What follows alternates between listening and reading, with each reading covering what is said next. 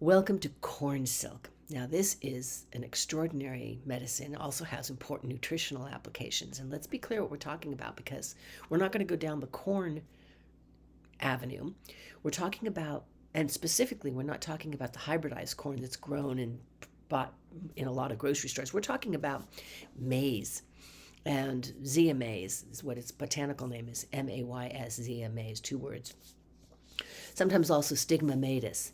So this is certainly available. It is also edible, but this is the particular one we're looking at. And obviously it's culinary medicinal. It's been cultivated for thousands of years by,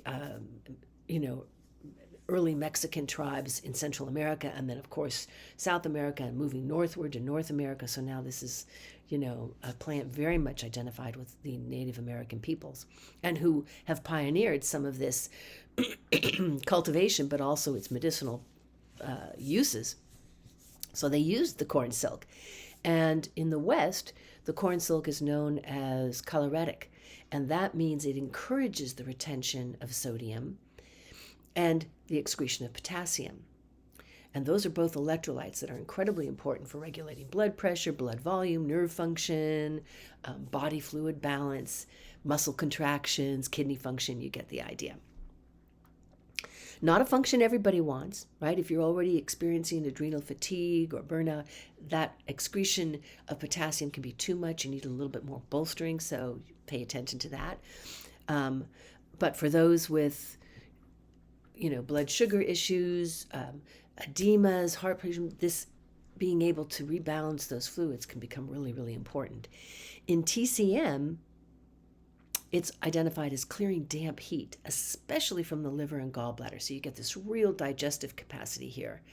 And when dampness builds up too much, it can cause heavy feelings, bloating in the digestive system, which can then, with the stagnation, become hot, and you can start getting fevers and dark urine, and even gallbladder stones. So you can see this progression of progressive symptoms if this isn't handled in your body. Now, what everyone's not necessarily aware of is, again, this real nutritional aspect. And corn silk contains carbohydrates, protein, vitamins, especially vitamin K, which is critical for blood clotting, for wound healing, bone health. It works very synergistically with vitamin D to help build strong, healthy bones. And several of the other compounds that are found in the plant that are part of this nutritional application, or profile, if you will, are behave as diuretics, so they help with this releasing of urine, which can help regulate blood sugar and reduce inflammation and all kinds of things, get heat out of the body. There's phytochemicals that are found in corn silk that are also found in barley greens. There's thymol, a very important compound, really important antioxidant, found in thyme, for example, big healing herb, very big. Menthol, there's an unusual one. It's found in mint, for example, but it's also here in corn silk.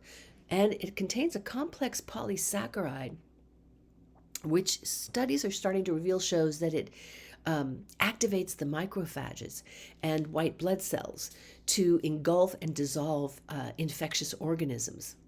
Corn silk. Look at all this. You usually just throw it away. Now you know. You might want to think about making some tea from it, or drying it and then powdering it and sprinkling it on food. It also contains some volatile oils that can help neutralize fungus and yeast infections.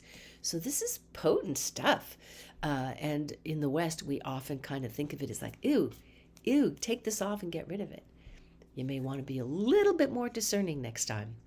Visit us at White Rabbit Institute of Healing and find out a lot more about corn silk, aka maize.